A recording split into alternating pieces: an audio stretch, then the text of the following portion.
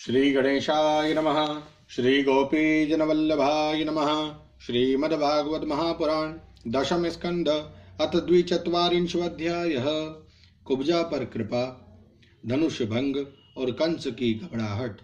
श्री सुखदेव जी कहते हैं, परीक्षित, इसके बाद भगवान श्री कृष्ण जब अपनी मंडली के साथ राजमार्ग से आगे बढ़े तब उन्होंने एक युवती स्त्री को देखा।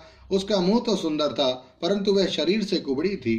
इसी से उसका नाम पड़ गया था कुब्जा। वह अपने हाथ में चंदन का पात्र लिए हुए जा रही थी। भगवान श्री कृष्ण प्रेम रस का दान करने वाले हैं। उन्होंने कुब्जा पर कृपा करने के लिए हंसते हुए उससे पूछा, सुंदरी, तुम कौन हो? ये चंदन किसके लिए ले जा रही हो? कल्याणी, हमें सब बात सच सच बतला दो। ये उत्तम चंदन, ये अंगराग हमें भी दो। इस दान से शीघ्र ही तुम्हारा परम कल्याण होगा। उबटन आदि लगाने वाली सैरेंद्री कुब्जा ने कहा, परम सुंदर, मैं कंस की प्रिय दासी हूँ। महाराज, मुझे बहुत मानते हैं। मेरा नाम त्रिवक्रा कुब्जा है। मैं उनके यहाँ चंदन अंगराग लगाने का काम करती हूँ। मेरे द्वारा तैयार किए हुए चंदन और अंगराग भोजराज कंस को बहुत भाते हैं, परंतु आप दोनों से बढ़कर उसका और कोई उत्तम पात्र नहीं है। भगवान के सौंदर्य, सुकुमारता, रसिकता, मंदहास्य, प्रेमालाप और चारु चितवन से कुब्जा का मन हाथ से निकल गया। उसने भगवान पर अपना हृदय न्यौछावर कर दिया। उसने दोनों भाइयों को वह सुंदर और गाढ़ा अंगराग दे दिया। तब भगवान श्री कृष्ण ने अपने सांवले शरीर पर पीले रंग का और बलराम जी ने अपने गोरे शरीर पर लाल रंग का अंगराग लगाया तथा नाभि से ऊपर के भाग में अनुरंजित होकर वे अत्यंत सुशोभित हुए। भगवान श्री कृष्ण उस कुब्जा पर बहुत प्रसन्न हुए। उन्होंने अपने दर्शन का प्रत्यक्ष फल दिखलाने के लिए 3 जगह से टेढ़ी किंतु सुंदर मुख वाली कुब्जा को सीधी करने का विचार किया। भगवान ने अपने चरणों से कुब्जा के पैरों के दोनों पंजे दबा दिए और हाथ ऊंचा करके 2 उंगलियों उसकी थोड़ी पे लगाई तथा उसके शरीर को तनिक उचका दिया। उचकाते ही उसके सारे अंग सीधे और समान हो गए। प्रेम और मुक्ति के दाता भगवान के स्पर्श से वे तत्काल विशाल नितंब तथा 3 पयोधरों से युक्त एक उत्तम युवती बन गई। उसी क्षण कुब्जा रूप, गुण और उदारता से संपन्न हो गई और उसके मन में भगवान के मिलन की कामना जाग उठी। उसने उनके दुपट्टे का छोर पकड़कर मुस्कुराते हुए कहा कि वीर शिरोमणि, आइए घर चलें। अब मैं आपको यहाँ नहीं छोड़ सकती क्योंकि आपने मेरे चित्त को मत डाला है। पुरुषोत्तम, मुझे दासी पर प्रसन्न होइए। अब जब बलराम जी के सामने ही कुब्जा ने इस प्रकार प्रार्थना की तब भगवान श्री कृष्ण ने अपने साथी ग्वाल वालों के मुंह की ओर देखकर हंसते हुए उससे कहा, सुंदरी, तुम्हारा घर संसारी लोगों के लिए अपनी मानसिक व्याधि मिटाने का साधन है। मैं अपना कार्य पूरा करके अवश्य वहां आऊंगा। हमारे जैसे बेघर के बटोहियों को तुम्हारा ही तो आसरा है। इस प्रकार मीठी मीठी बातें करके भगवान श्री कृष्ण ने उसे विदा कर दिया। जब वे व्यापारियों के बाजार में पहुंचे तब उन व्यापारियों ने उनका तथा बलराम जी का पान, फूलों के हार, चंदन और तरह तरह की भेंट उपहारों से पूजन किया। उनके दर्शन मात्र से स्त्रियों के हृदय में प्रेम का आवेग, मिलन की आकांक्षा जाग उठती थी। यहाँ तक कि उन्हें अपने शरीर की भी सुधना रहती। उनके वस्त्र, जूड़े और कंगन ढीले पड़ जाते थे तथा वे चित्रलिखित मूर्तियों के समान ज्यों की त्यों खड़ी रह जाती थी। इसके बाद भगवान श्री कृष्ण पूर्ववासियों से धनुष यज्ञ का स्थान पूछते हुए रंगशाला में पहुंचे और वहां उन्होंने इंद्र धनुष के समान एक अद्भुत धनुष देखा। उस धनुष में बहुत सा धन लगाया गया था।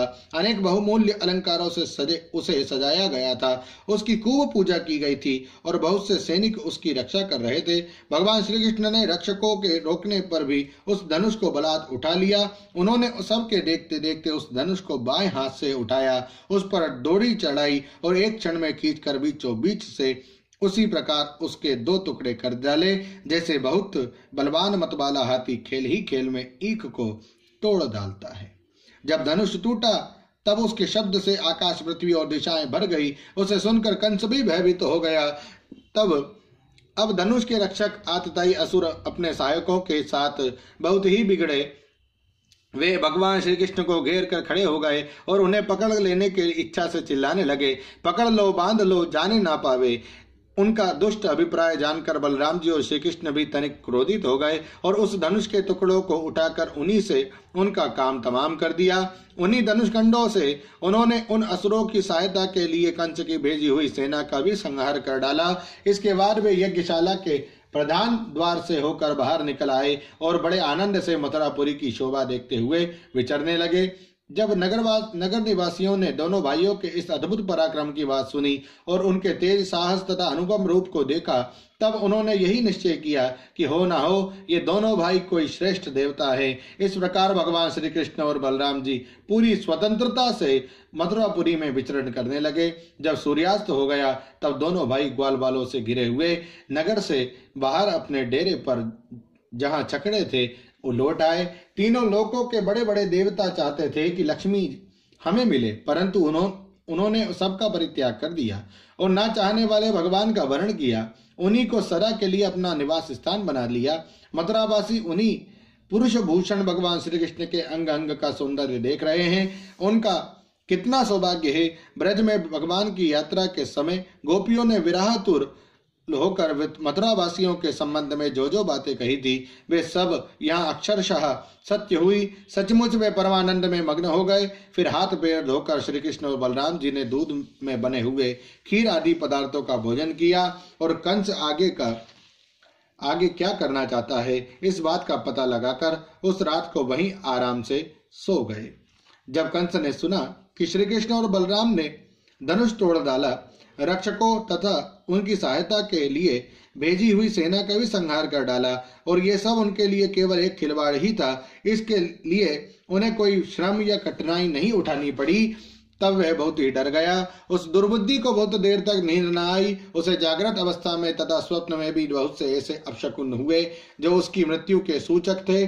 जागृत अवस्था में उसने देखा कि जल या दर्पण में शरीर की परछाई तो पड़ती है परंतु सिर नहीं दिखाई देता। अंगुली आदि की आड़ न होने पर भी चंद्रमा, तारे और दीपक आदि की ज्योतियां उसे दो दो दिखाई पड़ती है। छाया में छेद दिखाई पड़ता है। कानों में अंगुली डालकर सुनने पर भी प्राणों का गूं गूं शब्द नहीं सुनाई पड़ता। वृक्ष सुनहले प्रतीत होते हैं और बालू या कीचड़ में अपने पैरों के चिन्ह नहीं दिख पड़ते।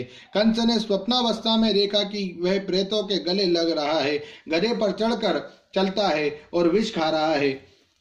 उसका सारा शरीर तेल से तर है, गले में जपा कुसुम अड़हुल की माला है और नग्न होकर कहीं जा रहा है। स्वप्न और जागृत अवस्था में उसने इसी प्रकार के और भी बहुत से अपशकुन देखे। उनके कारण उसे बड़ी चिंता हो गई। वह मृत्यु से डर गया और उसे नींद न आई। परीक्षित, जब रात बीत गई और सूर्य नारायण पूर्व समुद्र से ऊपर उठे, तब राजा कंस ने मल्ल क्रीड़ा दंगल का महोत्सव प्रारंभ कराया। राज कर्मचारियों ने रंगभूमि को भली भांति सजाया। तुरही, भेरी आदि बाजने बजने लगे। लोगों के बैठने के मंच फूलों के गजरों, झंडियों, वस्त्र और बंधन भारों से सजा दिए गए। उन पर ब्राह्मण, क्षत्रिय आदि नागरिक तथा ग्रामवासी सब यथा स्थान बैठ गए। राजा लोग भी अपने अपने निश्चित स्थान पर जा बैठे। राजा कंस अपने मंत्रियों के साथ मंडलेश्वर छोटे छोटे राजाओं के बीच में सबसे श्रेष्ठ सिंहासन पर जा बैठा। उस समय भी अपशकुनों के कारण उसका चित्त घबराया हुआ था। तब पहलवानों के ताल ठोकने के साथ ही बाजे बजने लगे और गर्वीले पहलवान खूब सज धज कर अपने अपने उस्तादों के साथ अखाड़े में आ उतरे।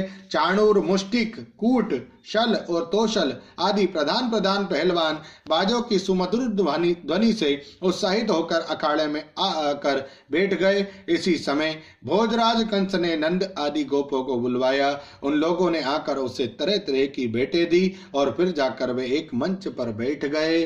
ओम नमो भगवते वासुदेवाय। श्रीमद्भागवते महापुराणे पारमहंस्यां संहितायां दशम स्कंधे पूर्वार्धे मल्लरंगोप वर्णनम नाम 24 अध्यायः। श्री राधा कृष्णार्पणमस्तु। हरये नमः, हरये नमः, हरये नमः। जय श्री कृष्ण।